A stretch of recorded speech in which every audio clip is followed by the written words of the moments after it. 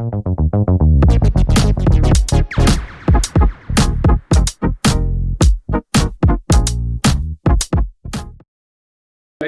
ಇಂದನೇ start ಮಾಡ್ತೀನಿ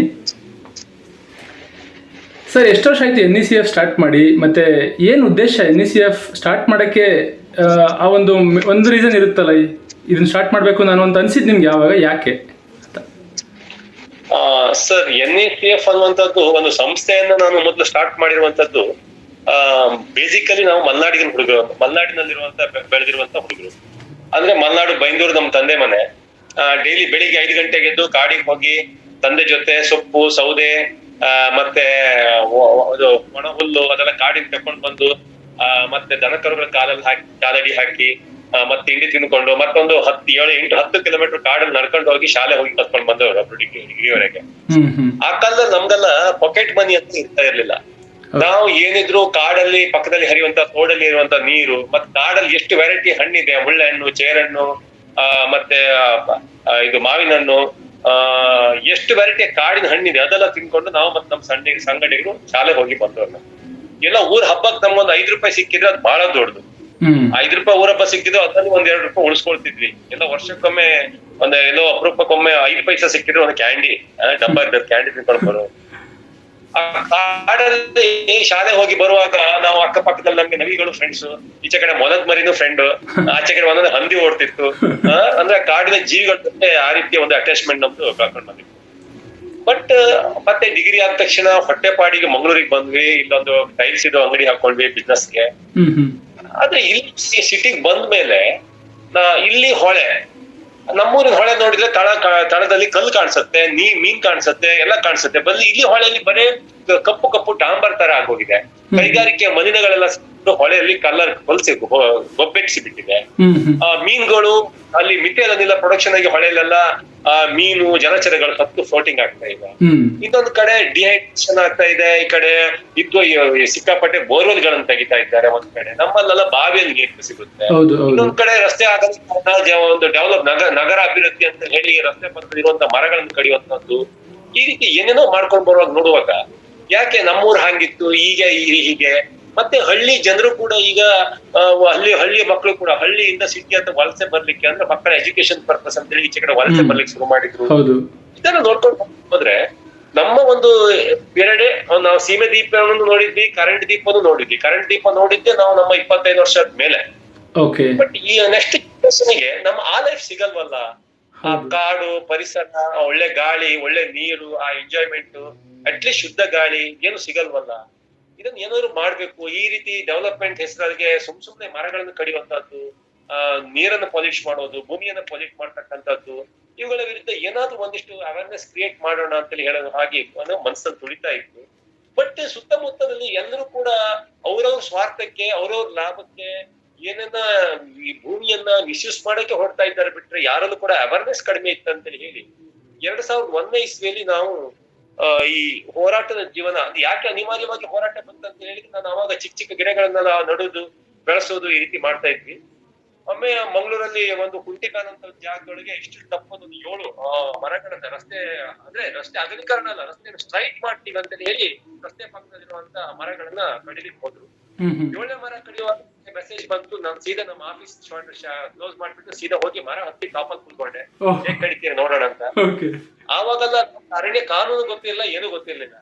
ಮತ್ತೆ ಇಲ್ಲ ರೀ ನಮ್ಮ ಸೇಮ್ ಡೇ ಹೋಗಿ ಫಾರೆಸ್ಟ್ ಡಿಪಾರ್ಟ್ಮೆಂಟ್ ಹೋಗಿ 1 ಗಂಟೆ ಒಳಗೆ ಪರ್ಮಿಷನ್ ತಗೊಂಡ್ ಬಂದಿದ್ದಾರೆ. 7 ಮರಕ್ಕೆ ಬದಲಾಗಿ 14 ಗಿಡ ನಡ್ತೀವಿ ಅಂತ ಹೇಳಿ ಮರಗಳಿಗೆ ಪರ್ಮಿಷನ್ ತಗೊಂಡು ಇಳಿಯಪ್ಪ ಅಂತ. ಆವಾಗ ನಂಗೆ ಗೊತ್ತಾಯ್ತು, ಈ ರೀತಿ ಎಲ್ಲ ಕಾನೂನೆಲ್ಲ ಇದೆ. ಈಗೀಗೆಲ್ಲ ಅರ್ಧ ಗಂಟೆಯಲ್ಲಿ ಕೂಡ 1 ಗಂಟೆಯಲ್ಲಿ ಕೂಡ ಮರಕ್ಕೆ ಟ್ರೀ ಕಟಿಂಗ್ ಪರ್ಮಿಷನ್ ಸಿಗುವಂತ ಲೂಪೋಲ್ಗಳು ನಮ್ಮ ರಾಜ್ಯದಲ್ಲಿ ಇದೆ ಅಂತ ಹೇಳಿ ಮತ್ತೆ ನಿಧಾನವಾಗಿ ಎನ್ವಿರಾನ್ಮೆಂಟ್ ಲಾ ಏನಿದೆ, ಕರ್ನಾಟಕ ಫಾರೆಸ್ಟ್ ಮ್ಯಾನ್ಯುವಲ್ ಏನಿದೆ, ಫಾರೆಸ್ಟ್ ಆಕ್ಟ್ ಏನಿದೆ, ಇದನ್ನೆಲ್ಲ ಸ್ವಲ್ಪ ಸ್ಟಡಿ ಮಾಡಕ್ ಹೋದ್ವಿ. ಯಾಕಂದ್ರೆ ನಮ್ಮನ್ನ ಮೋಸ ಮಾಡ್ತಾರೆ ಅಧಿಕಾರಿಗಳು, ರಾಜಕಾರಣಿಗಳಂತ ಹೇಳಿ. ಹೇಗ್ ಮೋಸ ಮಾಡಿದ್ರಂದ್ರೆ ಆ ಪ್ರಕರಣದೊಳಗೆ 7 ಇಷ್ಟಿಷ್ಟು ದೊಡ್ಡ ಬೃಹತ್ ಮರಗಳನ್ನ ಕಡ್ಬಿಟ್ಟು 14 ಚಿಕ್ಕ ಅಕೇಶಿಯ ಗಿಡಗಳನ್ನ ರಸ್ತೆ ಮಧ್ಯೆ ನಟ್ಟಿದ್ದಾರೆ. ಅದು ಭತ್ತದ ಗಿಡ ನಟ್ಟಿ. ಅಂದ್ರೆ ಇವರು ಅಂದ್ರೆ ಸರ್ಕಾರದ ಎಲ್ಲ ಯೋಜನೆಗಳಷ್ಟೇ ಕಾನೂನು ಪ್ರಕಾರ 7ಕ್ಕೆ ಬದಲಾಗಿ 14 ನಟ್ಟಿದ್ದಾರೆ. ಆದ್ರೆ ಈ 14 ಅಕೇಶಿಯ ಗಿಡಗಳು ಆ 7 ಮರದ ಒಂದು ಬ್ರಾಂಚ್ ಕೊಡ್ತಕ್ಕಂತ ಆಕ್ಸಿಜನ್ ಅನ್ನು ಕೂಡ ಯಾವ್ದು ಪ್ರಪಂಚಕ್ಕೆ ಕೊಡ್ತಾ ಇಲ್ಲ. ಅಂದ್ರೆ ನಮ್ಮ ಮನುಷ್ಯ ತಿಳ್ಕೊಂಡಿದ್ದೆ ಹೇಗೆ ಹೇಳಿದ್ರೆ, ಈ ಮಾನವನ ಅಗತ್ಯತೆಯನ್ನ ಪೂರೈಸಲಿಕ್ಕೆ ಮಾತ್ರ ಇರ್ಬೇಕೆ ಹೊರತು ಮಾನವನ ಅತ್ಯಾಸೆಗಳನ್ನ ಪೂರೈಸಲಿಕ್ಕೆ ಇರುವಂತ ಒಂದು ಪ್ಲಾಟ್ಫಾರ್ಮ್ ಭೂಮಿ ಅಲ್ಲ. ಇದನ್ನ ಮಾನವ ಫಸ್ಟ್ ಅರ್ಥ ಮಾಡ್ಕೊಳ್ಬೇಕು. ಕರೆಕ್ಟ್. ಮತ್ತೆ ಈ ರೀತಿ ಒಬ್ಬೊಬ್ಬ ಈ ರೀತಿ ಚಿಕ್ಕ ಪುಟ್ಟ ತುಂಬಾ ಘಟನೆಗಳಾದವು. ಹಾಗೆ ನಂಗನ್ಸ್ತು ಈ ಒಂದು ಸಮಾಜವನ್ನ, ಈ ಭ್ರಷ್ಟರನ್ನ, ಈ ಪರಿಸರದ ನಾಶದ ವೇಗವನ್ನ ಒಂದು ಹತ್ತಿಕ್ಬೇಕಿದ್ರೆ, ಅದು ಸ್ವಲ್ಪ ಕಂಟ್ರೋಲ್ ಮಾಡ್ಬೇಕಿದ್ರೆ, ಅಥವಾ ಹೋರಾಟವನ್ನು ಮಾಡ್ಬೇಕಿದ್ರೆ ನಾವು ಏಕಾಂಗಿಯಾಗಿ ಹೋರಾಟ ಮಾಡಕ್ ಆಗಲ್ಲ. ಅಸೋಸಿಯೇಷನ್ ಮಾಡ್ಕೊಂಡು ಹೋರಾಟ ಮಾಡೋಣ ಅಂತ ಹೇಳಿ ರಾಷ್ಟ್ರೀಯ ಪರಿಸರ ಸಂರಕ್ಷಣಾ ಒಕ್ಕೂಟ ಅಂತ ನಮ್ ಗೆಳೆಯರನ್ನೆಲ್ಲ ಸೇರಿಸ್ಕೊಂಡು ಅವಾಗ ಕಟ್ಟಿದ್ದು. ಇದೀಗ ಸುದೀರ್ಘವಾದಂತ 24 ವರ್ಷಗಳ ಒಂದು ಜೀವನ, ಅಂದ್ರೆ ಆ ಒಂದು ರಾಷ್ಟ್ರೀಯ ಪರಿಸರ ಸಂರಕ್ಷಣಾ ಒಕ್ಕೂಟದ ಒಂದು ಸಂಘಟನೆ ಮುಖಾಂತರ ನಾವು ದಕ್ಷಿಣ ಕನ್ನಡ ಮಾತ್ರ ಅಲ್ಲ, ಈ ಸಮಸ್ತ ಕರ್ನಾಟಕದೊಳಗೆ ಇವತ್ತೇ ಎಲ್ಲೇ ಒಂದು ರಾಜ್ಯದಲ್ಲಿ ಅರಣ್ಯಕ್ಕೆ ತೊಂದರೆ ಆದ್ರೆ, ಅರಣ್ಯದ ಪ್ರಾಮಾಣಿಕ ಅಧಿಕಾರಿಗಳಿಗೆ ತೊಂದರೆ ಆದ್ರೆ ಮೊದಲು ಸ್ಪಂದನೆ ಮಾಡ್ತಕ್ಕಂತ ಒಂದು ಸಂಘಟನೆಯಾಗಿ ಇವತ್ತು ನಮ್ಮ NECF ಮುಂಚೂಣಿಯಲ್ಲಿದೆ. ಅದು ಅಟ್ಲೀಸ್ಟ್ ನಮ್ಗೆ ಸಮಾಧಾನ ತಂದಿದೆ ಅಂತೇಳಿ ಇಲ್ಲ, ಸಮಾಧಾನ ಇಲ್ಲ. ಆಕ್ಚುಲಿ ನಾವು 10 ಗಿಡ ಪ್ರೊಟೆಕ್ಷನ್ ಮಾಡ್ಲಿಕ್ಕೆ ಹೋದ್ರೆ 1000 ಗಿಡ ಇನ್ನೊಂದ್ ಕಡೆ ಕಡಿತಾ ಇದ್ದಾರೆ. ಬರೀ ನಮ್ಮದು ಒಂದೊಂದು ಅಸೋಸಿಯೇಷನ್ ಅಥವಾ ನಮ್ಮ ಬೆಳವಣಿಗೆ ಒಂದಿಷ್ಟು ಜನ ಮಾಡಿದ್ರೆ ಸಾಲದು ಈ ಕೆಲಸ. ನಾವು ತುಂಬಾ ಸಾವಿರಾರು ಲಕ್ಷಾಂತರ ಮರಗಳನ್ನು ನಾವು ಬದುಕಿಸಿರ್ಬಹುದು, ಸಾವಿರಾರು ಮರಗಳನ್ನು ನಟ್ಟಿರ್ಬಹುದು, ಆದ್ರೂ ಕೂಡ ನಮ್ಗೆ ಸ್ಯಾಟಿಸ್ಫ್ಯಾಕ್ಷನ್ ಇಲ್ಲ. ಯಾಕೆ ಹೇಳಿದ್ರೆ ಈ ಕಡೆ ಡಿಸಾಸ್ಟರ್ ಅನ್ನುವಂಥದ್ದು ನಮ್ಗಿಂತ 1000 ಪಟ್ಟು ಆಗ್ತಾ ಇದೆ, ಜಾಸ್ತಿ ಸ್ಪೀಡಲ್ಲಿ ಆಗ್ತಾ ಇದೆ. ಸೊ ಪ್ರತಿಯೊಂದು ಹಳ್ಳಿ, ಪ್ರತಿಯೊಂದು ಗ್ರಾಮದಲ್ಲೂ ಒಂದೊಂದು ಸಂಘಟನೆಗಳು ಹುಟ್ಕೊಳ್ಬೇಕು, ಒಂದಿಷ್ಟು ಪರಿಸರ ಪ್ರೇಮಿಗಳು ಹುಟ್ಕೊಳ್ಬೇಕು ಅನ್ನುವಂಥದ್ದು ನಮ್ಮ ಆಶಯ. ಸೊ ನೀವೇನ್ ಹೇಳ್ತಿದ್ದೀರಾ ಅಂದ್ರೆ ನಾವು ಸಂಘಟನೆ ಮಾಡಿರ್ಬೋದು, ಆದ್ರೆ ಜನಗಳು ಅಥವಾ ಇಂಡಿವಿಜುವಲ್ ಆಗಿ ಅವ್ರ ಮನಸ್ಸಲ್ಲಿ ಬರಬೇಕು ಇದು ಅಂತ ಹೇಳ್ತಿದ್ದೀರಾ. ಸಿಸ್ಟಮ್ ಇದೆ, ಕಾನೂನಿದೆ, ಅರಣ್ಯ ಕಾಯ್ದೆಗಳಿದಾವೆ, ಇಷ್ಟೆಲ್ಲ ಇದ್ರೂ ಜನಗಳು ಅವರ ಪಾರ್ಟಿಸಿಪೇಷನ್, ಅವರ ಇಂಟ್ರೆಸ್ಟ್ ತೋರಿಸ್ಲಿಲ್ಲ ಅಂದ್ರೆ ಇದು ಸಕ್ಸಸ್ ಆಗಲ್ಲ ಅನ್ನೋದು ನಿಮ್ಮ ಮಾತಿನರ್ಥ.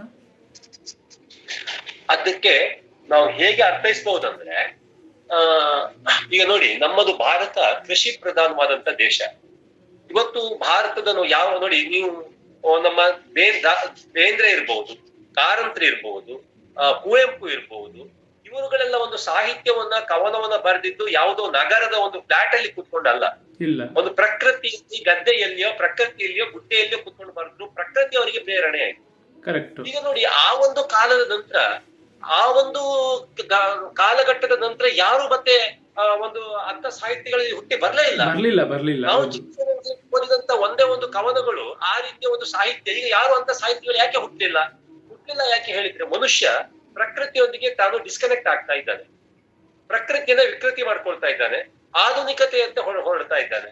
ನೋಡಿ, ಮೊದಲು ನಾವೊಂದು ಗಮನಿಸಬಹುದು, ಈ ಜಗತ್ತಿನ ಎಲ್ಲ ನಾಗರಿಕತೆ ಹುಟ್ಟಿರುವಂತದ್ದು ನದಿ ಮೂಲದಲ್ಲಿ, ನದಿಯಲ್ಲಿಯೂ ಅಲ್ಲಿ ನಾಗರಿಕತೆ ಹುಟ್ಟಿರುವಂತದ್ದು.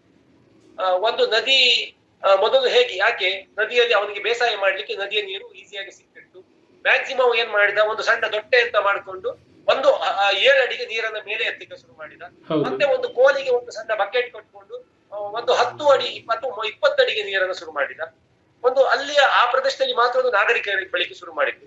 ಯಾವ ಈ ಪಂಪ್ ಸೆಟ್ ಗಳು ಬಂದು ಆಗ ಈ ನೀರು ಸಾಧಾರಣ ಒಂದು 80 ಅಡಿಗೆ ಜಂಪ್ ಆಗ್ಲಿಕ್ಕೆ ಶುರುವಾಯ್ತು. ಯಾವಾಗ ಬೋರ್ವೆಲ್ಗಳು ಪ್ರಾರಂಭ ಆದವು ಆಗ ಸಾಧಾರಣ ಒಂದು 1000 ಅಡಿ 2000 ಅಡಿ 3000 ಅಡಿಗೆ ನೀರು ಪಂಪ್ ಆಯ್ತು.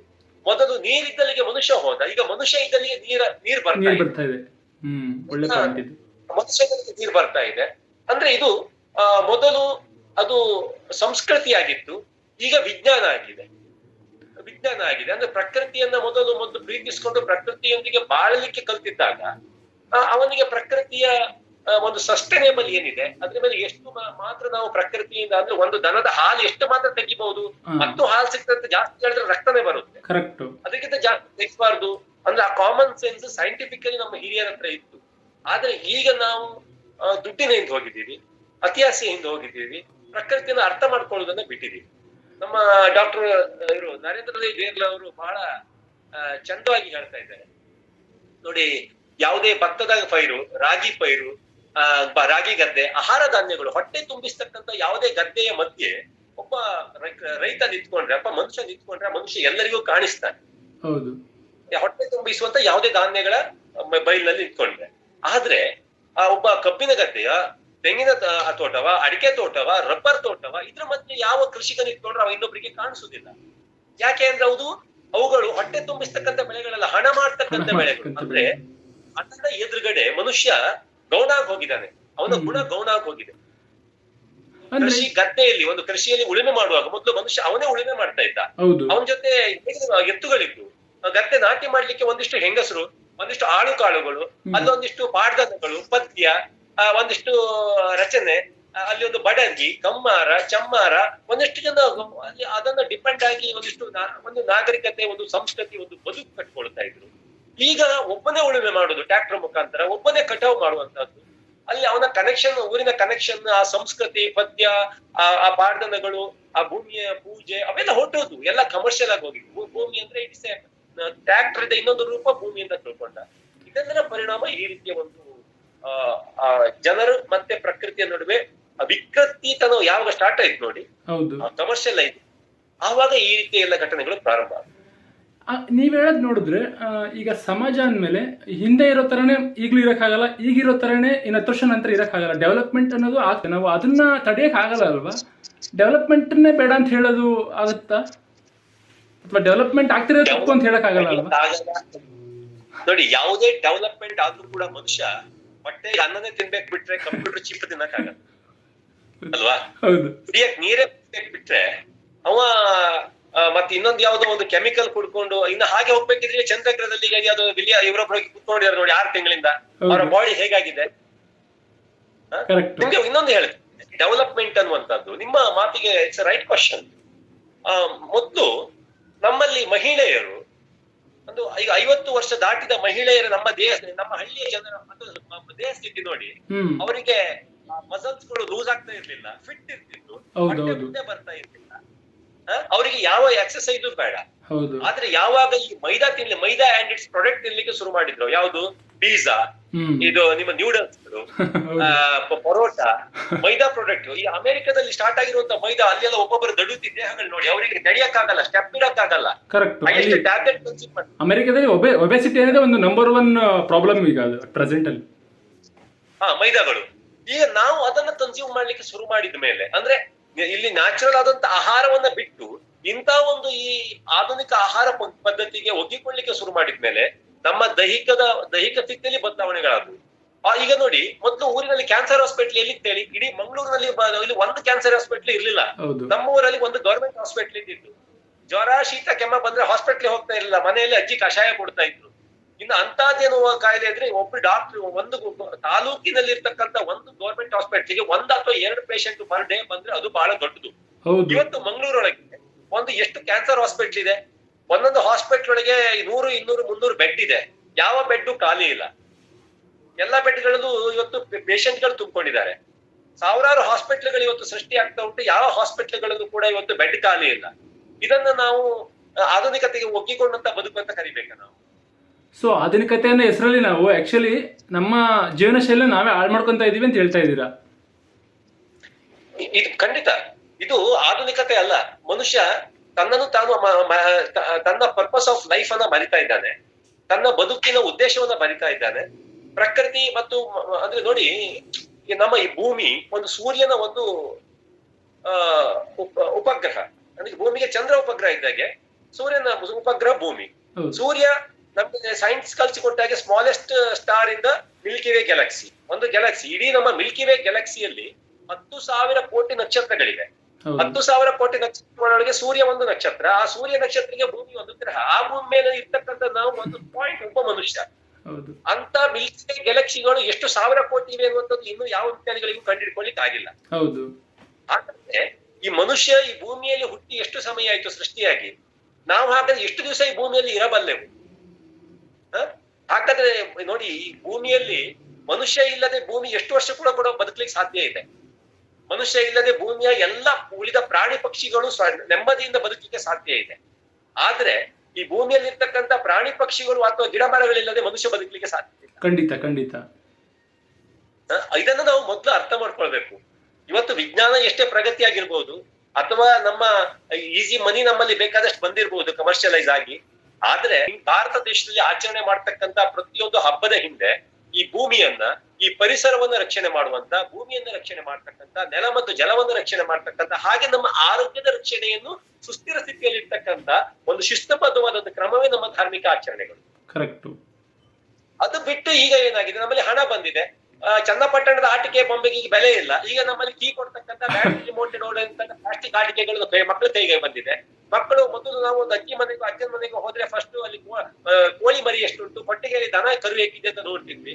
ಈಗ ಹಾಗೆ ಅಲ್ಲ. ಅಜ್ಜನ ಮನೆಗೆ ಹೋಗುವಾಗ್ಲೇ ಮಕ್ಕಳು ಬಸ್ಸಲ್ಲಿ ಕಾರಲ್ಲಿ ಮಕ್ಕಳು ಮೊಬೈಲ್ ನೋಡಿ ಮೊಬೈಲ್ ಚಾರ್ಜ್ ಖಾಲಿ ಮಾಡ್ಕೊಂಡಿರ್ತಾರೆ. ಫಸ್ಟ್ ಹೋಗಿ ಅಜ್ಜನ ಹತ್ರ ಕೇಳುದು ಮೊಬೈಲ್ ಚಾರ್ಜರ್ ಕೊಡಿ. ಕೇಳ್ತಾರೆ. ಬೇಕಾದಷ್ಟು ಲಕ್ಷ ಲಕ್ಷ ದುಡ್ಡನ್ನು ಅವ್ರ ಅಕೌಂಟಿಗೆ ಹಾಕಿಟ್ಟಿದ್ದೇವೆ. ಆದ್ರೆ ಅವರಿಗೆ ಒಂದು ನಮ್ಮ ಬದುಕಂದ್ರೆ ಏನು, ಪ್ರಕೃತಿ ಏನು, ಪ್ರಕೃತಿ ಜೊತೆ ಹೇಗೆ ಬದುಕಬೇಕು, ಭೂಮಿ ಜೊತೆ ಹೇಗೆ ಬದುಕಬೇಕು, ಸಂಬಂಧಗಳೇನು, ಇದನ್ನ ನಾವು ಕಲಿಸ್ಲಿಲ್ಲ. ಇದು ಹೇಗೆ ಅಂತ ಈಗ ಆ ಗ್ಯಾಪ್ ಆಗ್ಬಿಟ್ಟಿದೆ. ಈಗ ಪ್ರಕೃತಿ ಮತ್ತೆ ನಮಗೂ ಒಂದು ದೊಡ್ಡ ಗ್ಯಾಪು ಆಲ್ರೆಡಿ ಬಂದ್ಬಿಟ್ಟಿದೆ. ಆ ಬ್ರಿಡ್ಜ್ ಮಾಡೋದು ಹೆಂಗೆ ಅದನ್ನ ಮತ್ತೆ ನಾವು ಮುಂಚಿನ ತರ ಆಗೋದು ಹೇಗೆ ಸರ್? ಹಾಗಾದ್ರೆ ಯಾರು ಮಾಡ್ಬೇಕು ಅದನ್ನ? ಇದು ಬಹಳ ಕಠಿಣವಾದಂತ ಸಮಸ್ಯೆ ಏನಿಲ್ಲ, ಇನ್ನು ಕಾಲ ನಿಂಚಿಲ್ಲ. ಒಂದ್ ಕಾಲದಲ್ಲಿ ನಮ್ಮ ಹಿರಿಯರು ಹೇಳ್ತಿದ್ರು. ಈಗ ಅಂದ್ರೆ ಹಿರಿಯರಲ್ಲ, ನಾವು ಒಂದು ಸಮ್ಮೇಳನದಲ್ಲಿ ಹೀಗೆ ಡಿಸ್ಕಷನ್ ಮಾಡುವಾಗ ಒಬ್ರು ಅನುಭವಿಗಳು ಹೇಳಿದ್ರು, ನಾವು ಈಗಾಗಲೇ ಡಿಸಾಸ್ಟರ್ ಅಂತಕ್ಕಂತ ಅಂದ್ರೆ ಇನ್ನು ವಿನಾಶ ಅನ್ನುವಂತ ಬುಲೆಟ್ ಟ್ರೈನ್ ಅಲ್ಲಿ ಕುತ್ಕೊಂಡಿದೀವಿ. ಅದಕ್ಕೆ ಬ್ರೇಕ್ ಇಲ್ಲ. ಆ ಬ್ರೇಕ್ ಇಲ್ಲದ ಬುಲೆಟ್ ಟ್ರೈನ್ ಅಲ್ಲಿ ನಾವೆಲ್ಲರೂ ಕೂತ್ ಹೋಗ್ತಾ ಇದ್ದೀವಿ. ಹೋಗಿ ನಮ್ಮ ಭೂಮಿ ಹೋಗಿ ಇನ್ನು ಬ್ಲಾಸ್ಟ್ ಆಗ್ಲಿ. ಡೈನೋಸಾರ್ ಪೀರಿಯಡ್ ಹೇಗೆ ಖತಮ್ ಆಯ್ತು, ಮುಗೀತು, ಅದೇ ರೀತಿ ಈ ನಮ್ಮ ಮನುಷ್ಯನ ಪೀರಿಯಡ್ ಖತಮ್ ಮುಗಿಯುವಂತ ಒಂದು ಪೀರಿಯಡ್ ಬಂದಿದೆ. ಅಂತ ಬುಲೆಟ್ ಟ್ರೈನ್ ಅಲ್ಲಿ ಇವತ್ತು ನಾವು ಕುತ್ಕೊಂಡಿದ್ದೀವಿ. ಆದ್ರೆ ನಾವು ಏನ್ ಮಾಡ್ಬೋದು ಹೇಳಿದ್ರೆ, ಆಕ್ಸಿಲೇಟರ್ ಮೇಲಿನ ಕಾಲನ್ನು ತೆಗಿಬಹುದು ಅಷ್ಟೇ. ಕರೆಕ್ಟ್. ನಮ್ಮದು ಬ್ರೇಕ್ ಇಲ್ಲ ಅದಕ್ಕೆ. ಆದ್ರೆ ನಾವು ಹೇಳೋದು ಜನರಿಗೆ ಆಕ್ಸಿಲೇಟರ್ ಅಂತೂ ಒತ್ಬೇಡ್ರಪ್ಪ, ಸ್ವಲ್ಪ ನಿಧಾನ ಇದಾಗ್ಲಿ, ಸ್ವಲ್ಪ ಇನ್ನೊಂದಿಷ್ಟು ಸ್ವಲ್ಪ ಟೈಮ್ ಆದ್ರೂ ಉಳಿಸ್ಕೊಳ್ಳೋಣ ಅಂತ. ಅಂದ್ರೆ ನೀವ್ ಹೇಳ್ತಿದ್ದೀರಾ ಇದನ್ನ ನಿಲ್ಸಕ್ಕಂತೂ ಆಗಲ್ಲ, ಸಂಪೂರ್ಣವಾಗಿ ಸ್ಲೋ ಡೌನ್ ಮಾಡ್ಬೋದು ಸ್ವಲ್ಪ. ಅದಕ್ಕೂ ಹೆಚ್ಚಾಗಿ ಒಂದಿಷ್ಟು ಈ ನೋಡಿ, ನಮ್ಮಲ್ಲಿ ಊರಲ್ಲಿ ರಥ ಎಳಿತಾರೆ. ರಥ ಎಳೆಯುವಾಗ ರಥದ ಚಕ್ರಕ್ಕೆ ಒಂದು ಮರದ ದಿಂಡೆಯನ್ನ ಕೊಡ್ತಾರೆ, ಅಡ್ಡ ಕೊಡ್ತಾರೆ, ಸ್ಪೀಡ್ ಕಟಿಂಗ್ ಮಾಡಿ. ಸ್ಪೀಡ್ ಬ್ರೇಕರ್ ಆಗ್ಬೋದು. ಹೇಗೆ ಸ್ಪೀಡ್ ಬ್ರೇಕರ್ ಆಗ್ಬೋದು ಅಂತ ಹೇಳಿದ್ರೆ, ನಾವು ಒಂದು ಕಳೆದ ವರ್ಷ ಇಲ್ಲಿ ಉಡುಪಿಗೆ ನಮ್ಮ ರಾಜ್ಯದ ಕಾನೂನು ಸಚಿವರು ಬಂದಾಗ ನಮ್ಮ ಗುರುಗಳ ಮುಖಾಂತರ ಅವರಿಗೆ ಒಂದು ಲೆಟರ್ ಕೊಟ್ವಿ ನಾವು. ಅದಕ್ಕೆ ನಾವು ಸಮಾಜ, ವಿಜ್ಞಾನ, ಗಣಿತ, ಕನ್ನಡ ಇದ್ದಾಗಿ 2 ಸಬ್ಜೆಕ್ಟ್ ಬೇಕು. ಒಂದು ಇಂಡಿಯನ್ ಕಾನ್ಸ್ಟಿಟ್ಯೂಷನ್ ಮತ್ತೆ nature education. Correct. Indian constitution ಅಲ್ಲಿ ಇದು ಭಾರತದ ಕಾನೂನು ಸಂಹಿತೆ, ಭಾರತದ ನ್ಯಾಯ ಸಂಹಿತೆ, ಭಾರತದ ದಂಡ ಸಂಹಿತೆ, ಇದನ್ನು 3 ಕಲಿಸಲೇಬೇಕು. ಮತ್ತೆ ನೇಚರ್ ಎಜುಕೇಶನ್ ಅಲ್ಲಿ ಪ್ರಕೃತಿಯೊಂದಿಗೆ ಬದುಕನ್ನ ಕಲಿಸಬೇಕು. ಅದನ್ನ ಶಾಲೆಯ 4 ಗೋಡೆಯ ಮಧ್ಯೆ ಫ್ಯಾನಿನ ಅಡಿ ಕಲಿಸುವಂತದ್ದಲ್ಲ. ಪ್ರಕೃತಿಯ ಒಳಗೆ ಪ್ರಾಕ್ಟಿಕಲ್ ಆಗಿ ಮಕ್ಕಳಿಗೆ ಬದುಕ್ತಕ್ಕಂತ ಒಂದು ಪಾಠವನ್ನ ಕಲಿಸ್ತಕ್ಕಂಥ 2 ಸಬ್ಜೆಕ್ಟ್ ಅನ್ನ ಸೇರಿಸಬೇಕು. ಆಗ ಮಾತ್ರ ಮುಂದೆ ಅಟ್ಲೀಸ್ಟ್ ಈಗ ನಮ್ಮ ಒಂದು ಸರ್ಟನ್ ಏಜ್ ನವರಿಗೆ ನಾವು ಹೇಳಿದ ಅರ್ಥ ಆಗುದಿಲ್ಲ ಅವ್ರಿಗೆ. ಅದಕ್ಕಿಂತ ಜನ ಇನ್ನು ಬಾಳಿ ಬದುಕ್ತಕ್ಕಂತ ಮಕ್ಕಳು ಮುಂದೆ ಇವತ್ತು ಏನ್ ಶಾಲೆಗೆ ಹೋಗ್ತಾ ಇದ್ದಾರೆ ನೋಡಿ, ಸ್ಕೂಲಿಗೆ ಬ್ಯಾಗ್ ಹಾಕೊಂಡು, ಅವರಿಂದ ಬದುಕ್ಬೇಕಾದವರು. ನೀವಾದ್ರೂ ಚೆನ್ನಾಗಿ ಬದುಕ್ರಪ್ಪ. ನೀವು ಬದುಕ್ಬೇಕಿದ್ರೆ ಅಟ್ಲೀಸ್ಟ್ ಆ ಮಕ್ಕಳಿಗಾದ್ರೂ ಒಂದು ಎಜುಕೇಶನ್ ಕೊಡಿ ಅನ್ನುವಂಥದ್ದು. ನಾನು ಎಲ್ಲಾ ಪೇರೆಂಟ್ಸ್ ಗಳಿಗೆ ಹೇಳೋದಿಷ್ಟೇ, ಎಲ್ಲಾ ತಂದೆ ತಾಯಿಗಳಿಗೆ ಹೇಳೋದಿಷ್ಟೇ, ನೀವು ನಿಮ್ಮ ಮಕ್ಕಳನ್ನ ಕನ್ನಡ ಮೀಡಿಯಂ ಓದಿ, ಇಲ್ಲ ಇಂಗ್ಲಿಷ್ ಮೀಡಿಯಂ ಅಲ್ಲಿ ಓದಿಸಿ, ICSE ಓದಿಸಿ. ನೀವು ಅವ್ರಿಗೆ ಬೇಕಾದ್ರೆ ಕೋಟಿಗಟ್ಟಲೆ ಆಸ್ತಿ ಮಾಡಿರ್ತೀರೋ, ಚಿನ್ನ ಮಾಡಿರ್ತೀರೋ, ಏನ್ ಬೇಕಾದ್ರೆ ಮಾಡಿರ್ತೀರೋ, ಆದ್ರೆ ನಿಮ್ಮ ಮಕ್ಕಳಿಗೆ ಒಳ್ಳೆಯ ಸುತ್ತಮುತ್ತ ಒಳ್ಳೆಯ ಒಂದು ಶುದ್ಧವಾದಂತ ಆಮ್ಲಜನಕ ಕೊಡ್ತಕ್ಕಂತ ವಾತಾವರಣ ಇಲ್ಲಿದ್ರೆ, ಕುಡಿಲಿಕ್ಕೆ ಶುದ್ಧವಾದಂತ ನೀರಿಲ್ಲ ಅಂತ ಇದ್ರೆ, ಬ್ಯಾಕ್ಟೀರಿಯಾ ತುಂಬಿದ, ಕೆಮಿಕಲ್ ತುಂಬಿದ ವಾತಾವರಣವನ್ನು ಸೃಷ್ಟಿ ಮಾಡಿ ನಿಮ್ಮ ಮಕ್ಕಳು, ನೀವು ಮಾಡಿಟ್ಟ ಆಸ್ತಿ, ನಿಮ್ಮ ಮಕ್ಕಳೆಲ್ಲ ಕ್ಯಾನ್ಸರ್ ಹಾಸ್ಪಿಟ್ಲಿಗೋ ಅವರ ಆರೋಗ್ಯವನ್ನು ಸುಧಾರಿಸ್ಕೊಳ್ಳೋ ಮಾಡ್ಲಿಕ್ಕೆ ಹಾಸ್ಪಿಟ್ಲಿಗೆ ಹಾಕುವಂತ ಸಂದರ್ಭ ಮುಂದೆ ಬರುದಿದ್ರೆ, ನೀವು ಯಾವ ಕರ್ಮಕ್ಕೆ, ಯಾವ ಒಂದು ರೀಸನ್ಗೆ ನೀವು ಇಷ್ಟು ದುಡ್ದು, ಇಷ್ಟು ನೀವು ಒಂದು ನೇಚರ್ ಬಗ್ಗೆ ಸ್ವಲ್ಪ ಗಮನ ಹರಿಸದೆ ಬರೀ ದುಡ್ಡು ಈ ಆಸ್ತಿ ಹಿಂದೆ ಹೋಗ್ತಾ ಇದ್ದೀರಾ? ಈ ಮಾಡರ್ನ್ ಎಜುಕೇಶನ್ ಅಂತ ಅದ್ರ ಹಿಂದೆ ಹೋಗ್ತಾ ಇದ್ದೀರಾ? ಯಾವ ಘನ ಕಾರ್ಯಕ್ಕೆ ಅಂತ ಹೇಳಿ ನನ್ನೊಂದು ಪ್ರಶ್ನೆ. ಅದಕ್ಕೆ ಅಟ್ಲೀಸ್ಟ್ ನೋಡಿ, ಕೊರೋನಾ ಟೈಮ್ ಒಳಗೆ ನಮ್ಗೆ ಅರ್ಥ ಆಗಿದೆ, ಒಂದು ಸಿಲಿಂಡರ್ ಆಕ್ಸಿಜನ್ ಬೆಲೆ 7,000 10,000 ಕೊಟ್ಟರು ಸಿಗದೆ ಇರುವಂತದ್ದು. ಇವತ್ತು ಮನುಷ್ಯ ಒಂದು 20 ವರ್ಷದ ಸರಾಸರಿ ಒಬ್ಬ ಹುಡುಗ ಒಂದು ದಿವಸಕ್ಕೆ 1 ಸಿಲಿಂಡರ್ ಆಕ್ಸಿಜನ್ ಕನ್ಸ್ಯೂಮ್ ಮಾಡಿದ್ರೆ 7,000 ಪ್ರಕಾರ 7,000 ಇಂಟು 365 ಇಂಟು 20 ವರ್ಷ, ಸಾಧಾರಣ 51 ಕೋಟಿ ರೂಪಾಯಿ ಆಕ್ಸಿಜನ್ ಅನ್ನ ಆತ ಬಳಸಿರ್ತಾನೆ. ಬಟ್ಟೆ ವಾಶ್ ಮಾಡ್ಲಿಕ್ಕೆ, ಕುಡಿಲಿಕ್ಕೆ, ಬಾತ್ರೂಮಿಗೆ, ಇದಕ್ಕಂತಲ್ಲಿ ಹೇಳಿ ಕನಿಷ್ಠ ನಾವು ಒಂದು 50 ರಿಂದ 60 ಲೀಟರ್ ನೀರು ಯೂಸ್ ಮಾಡ್ತೀವಿ. 50 ಲೀಟರ್ ಕೂಡ ಪರ್ ಡೇ ಜಾಸ್ತಿ ಯೂಸ್ ಮಾಡ್ತೀವಿ. 50 ಇಂಟು 20 ರೂಪಾಯಿ ಇಂಟು 365 ಇಂಟು 20 ವರ್ಷಕ್ಕೆ ಹಿಡಿದ್ರೆ ಕೂಡ 7,30,00,000 ರೂಪಾಯಿ ನೀರನ್ನು ಯೂಸ್ ಮಾಡಿದ್ದೀವಿ. ಯಾವ ಜಲದೇವರು ನಮ್ಗೆ ನಮ್ಮ ಮನೆ ಬಾಗಿಲಿಗೆ ಕೊಟ್ಟಿಲ್ಲ. ಒಂದು ದಿವಸ 1 ತಿಂಗಳು ಕರೆಂಟ್ ಬಿಲ್ ಕಟ್ಟಲಿಲ್ಲ ಅಂದ್ರೆ ಫ್ಯೂಸ್ ಕಿತ್ಕೊಂಡು ಹೋಗ್ತಾರೆ. ಸೂರ್ಯ ದೇವರು ಇಷ್ಟು ವರ್ಷ ನಮ್ಗೆ ಬೆಳಕನ್ನು ಕೊಟ್ಟಿದ್ದಾರೆ, ಫ್ಯೂಸ್ ಕಿತ್ಕೊಂಡು ಹೋಗಿಲ್ಲ. ಹೌದು. ಆದ್ರೆ ಇವತ್ತದೇ ಹಾಸ್ಪಿಟ್ಲಿಗೆ ಹೋಗಿ ಮಲಗಿದ್ರೆ ಒಂದು ದಿವಸ ಬಿಲ್ ಕಟ್ಟಲಿಲ್ಲ ಅಂದ್ರೆ ಆಕ್ಸಿಜನ್ ಕಿತ್ತಾಕ್ತಾರೆ, 3 ತಿಂಗಳ ನೀರ್ ಕಟ್ಟಲಿಲ್ಲ ಅಂದ್ರೆ ನಮ್ಮ ಪಂಚಾಯತ್ ಅವ್ರು ಬಂದು ನೀರ್ ಬಿಲ್ ಕಿತ್ತಾಕೊಂಡು ಹೋಗ್ತಾರೆ. ಹೌದು. ಅವರಿಗೆ ಹೆಚ್ಚಿಗೆ ನಾವು ಬಿಲ್ ಕಟ್ತಾ ಇದ್ದೀವಿ. ಆದ್ರೆ ನಮ್ಗೆ ನೇಚರ್ ನಮ್ಗೆ ಫ್ರೀ ಆಗಿ ಇಷ್ಟೆಲ್ಲ ಕೊಟ್ಟಿದೆ, ಆದ್ರೆ ನೇಚರ್ಗೆ ನಾವ್ ಏನ್ ಕೊಡ್ತಾ ಇದ್ದೀವಿ? ನಮ್ಮ ಮನೆ ಕಸವನ್ನು ತೆಗೆದು ನೇಚರ್ಗೆ ಹಾಕ್ತಾ ಇದ್ದೀವಿ, ಬೋರ್ವೆಲ್ ತೆಗೆದು ನೆಲವನ್ನು ಹೊಟ್ಟೆ ಮಾಡ್ತಾ ಇದ್ದೀವಿ, ಕೆಮಿಕಲ್ ಹಾಕಿ ಗದ್ದೆಯನ್ನು ಹಾಳು ಮಾಡ್ತಾ ಇದ್ದೀವಿ, ಗಾಳಿಯನ್ನು ಹಾಳು ಮಾಡ್ತಾ ಇದ್ದೀವಿ. ಅಂದ್ರೆ ನಮಗೆ ಕೃತಜ್ಞತೆ ಇಲ್ಲ. ಕೃತಜ್ಞತೆ ನಾವು ಬೆಳೆಸ್ಕೊಳ್ಬೇಕು. ಉಚಿತ ಕೊಟ್ಟವರಿಗೆ ನಾವು ಅಟ್ಲೀಸ್ಟ್ ಅವರಿಗೆ ಒಂದು ನಾವು ಧನ್ಯವಾದ, ನಾವು ಅಟ್ಲೀಸ್ಟ್ ಸುತ್ತಮುತ್ತ ಕ್ಲೀನ್ ಆಗಿ ಇಟ್ಕೊಳ್ಳುವಂತದ್ದು. ಎಲ್ಲ ಒಂದು ಮರ ಕಡಿತಾ ಇದ್ರೆ ಯಾಕಪ್ಪ ಕಡಿತೀಯಾ ಉಳಿಸುವಂತ ಒಂದು ಕ್ವಶನ್ ಹೇಳ್ತಕ್ಕಂಥದ್ದು. ನದಿಗೆ ಗಲೀಜು ಮಾಡ್ತಾ ಇದ್ರೆ ಅದನ್ನ ಸಂಬಂಧಪಟ್ಟ ಪ್ರಾಧಿಕಾರಕ್ಕೆ ನಾವೊಂದು ದೂರನ್ನು ಕೊಟ್ಟು ಅದನ್ನ ನಿಲ್ಲಿಸ್ತಕ್ಕಂಥದ್ದು. ನಾವೆಲ್ಲ ಅಷ್ಟು ಕೃತಜ್ಞತೆ ಬೇಡವಾ? ನೋಡಿ, ಇನ್ನೊಂದು ನೋಡಿ, ಇವತ್ತು ನಾವು ಚರಂಡಿಗೆ ನೀರು ಗಲೀಜ್ ನೀರನ್ನ ಮನೆ ಫಿಲ್ಟರ್ ಮಾಡಿದ್ರೆ ಚರಂಡಿಗೆ ಬಿಡ್ತಾ ಇದ್ದೀವಿ. ಎಲ್ಲಾದ್ರೂ ಮಳೆ ಅದೇ ನೀರನ್ನ ಅದೇ ಚರಂಡಿ ಆವಿಯಾಗಿ ಆಕರ್ಷಕ ಹೋಗಿ ಚರಂಡಿ ನೀರೇ ನಮ್ಮ ಮೈ ಮೇಲೆ ಮಳೆ ರೂಪದಲ್ಲಿ ಬೀಳುತ್ತಿದ್ರೆ ಆದ್ರೆ ದೇವ್ರು ಹಾಗೆ ಮಾಡ್ತಾ ಇಲ್ಲ. ಅದನ್ನ ಫಿಲ್ಟರ್ ಮಾಡಿ ನಮ್ಗೆ ಕುಡಿಯೋ ಚರಂಡಿ ನೀರನ್ನು ಕೂಡ ಫಿಲ್ಟರ್ ಮಾಡಿ ನಮ್ಗೆ ಕುಡಿಯುವ ರೂಪದಲ್ಲಿ ನಮ್ಮನ್ನು ಕೊಡ್ತಾ ಇದ್ದಾನೆ. ಅಷ್ಟು ಕರುಣಾಮಯಿಯಾದಂತ ಪ್ರಕೃತಿ ದೇವರು. ತುಂಬಾ ಚೆನ್ನಾಗಿ ಎಕ್ಸ್ಪ್ಲೈನ್ ಮಾಡಿದ್ರಿ ನೀವು ಇದನ್ನ. ಅರ್ಥ ಮಾಡ್ಕೊಳ್ತಾ ಇಲ್ಲಲ್ಲ. ಆ ಕೃತಜ್ಞತೆ ನಾವು ಬೆಳೆಸ್ಕೋಬೇಕಾಗುತ್ತೆ ಖಂಡಿತ. ಇದು ನೋಡಿ, ಆ ಬೇಸಿಕ್ ಎಜುಕೇಶನ್ ಅನ್ನುವಂಥದ್ದು ಮಕ್ಕಳಿಗೆ ಸಿಗ್ಬೇಕು. ಬಟ್ ಇದು ಈಗ ಇಂಡಿವಿಜುವಲ್ ಆಗಿ ಈ ಎಜುಕೇಶನ್ ನಾವು ಈಗ ಇಂಡಿವಿಜುವಲ್ ಆಗಿ ಹೇಗ್ ತರಕ್ ಸಾಧ್ಯ? ಇದು ಸಿಸ್ಟಮ್ ಅಲ್ಲಿ ಬರ್ಬೇಕಲ್ವಾ? ಅದು ಹೇಗ್ ಸಾಧ್ಯ ಆಗುತ್ತೆ ಅಂತ ಆ ಸಿಸ್ಟಮ್ ಅಲ್ಲಿ ತರ್ಲಿಕ್ಕಾಗಿಯೇ ನಾವು ರಾಜ್ಯದ ಕಾನೂನು ಸಚಿವರಿಗೆ ಕೊಟ್ಟಿದ್ದೀವಿ ಲೆಟರ್. ಎಜುಕೇಶನ್ ಮಿನಿಸ್ಟ್ರಿಗೆ 5 ವರ್ಷದ ಹಿಂದೆ ಶಿಕ್ಷಣ ಸಚಿವಾಲಯಕ್ಕೆ ನಾವು ಲೆಟರ್ ಬರ್ದಿದ್ದೀವಿ. ಬಟ್ ಅವ್ರಿಗೆ ಯಾವ್ದು ಬೇಡ. ನಮ್ಮ ಆಡಳಿತ ನಡೆಸ್ತಕ್ಕಂತ ಸರ್ಕಾರಗಳಿಗೆ ನಮ್ಮ ರಾಜ್ಯದ ಎಲ್ಲಾ ಮಕ್ಕಳು ಬುದ್ಧಿವಂತರಾದ್ರೆ, ಎಲ್ಲರಿಗೆ ಕಾನೂನು ಅರಿವು ಬಂದ್ರೆ, ಎಲ್ಲರಿಗೂ ಪರಿಸರದ ಅರಿವು ಬಂದ್ರೆ, ಮುಂದೆ ಇವರಿಗೆ ಬ್ಯಾನರ್ ಕಟ್ಲಿಕ್ಕೆ, ಮೈಕ್ ಸೆಟ್ ಕಟ್ಲಿಕ್ಕೆ, ಮೈದಾನದಲ್ಲಿ ಭಾಷಣ ಕೇಳಲಿಕ್ಕೆ ಜನ ಸಿಗಲ್ಲ ಅಲ್ಲೇ ಅವರಿಗೆ. ಈ ಹೋರಾಟದ ಹಾದಿಯಲ್ಲಿ ಸುಮಾರು 25 ವರ್ಷಗಳಿಂದ ಇದ್ದೀರಾ. ಸೊ ನಿಮ್ಗೆ ನೀವು ಮಾಡಿರೋ ಹೋರಾಟದಲ್ಲಿ ಫಲ ಸಿಕ್ಕಿದೆ ಸುಮಾರು, ಅಟ್ಲೀಸ್ಟ್ ಫುಲ್ ಅಲ್ಲದೆ ಇದ್ರೂ ಎಷ್ಟು ಮಟ್ಟಿಗೆ ಸಿಕ್ಕಿದೆ ಅಂತ ಅನ್ಸುತ್ತೆ? 100% ಖಂಡಿತ ಸಿಕ್ಕಿರೋದಿಲ್ಲ. ಮೋರ್ ದೆನ್ 60% ಸಿಕ್ಕಿದೆ ಸರ್ ಫಲಗಳು. ಉಳಿದ 40% ನಾವು ಬಿಡ್ತಾ ಇಲ್ಲ. ಅದು 100% ಟಾರ್ಗೆಟ್ ಮಾಡಕ್ಕೆ ನಾವು ಫೈಟ್ ಮಾಡ್ತಾ ಇದೀವಿ.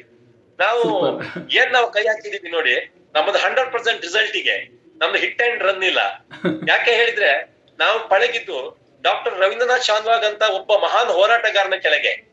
ಅವರು 41,000 ಕೇಸ್ಗಳಲ್ಲಿ ಜಸ್ಟಿಸ್ ಕೊಡಿಸಿದಂತ ವ್ಯಕ್ತಿ. ಪ್ರಪಂಚದಲ್ಲಿ ಡಾಕ್ಟರ್ ರವೀಂದ್ರನಾಥ್ ಶಾನ್ವಾಗ್ ಅಂತ ವ್ಯಕ್ತಿ ಇನ್ನೊಬ್ಬ ಸಿಗ್ಲಿಕ್ಕಿಲ್ಲ.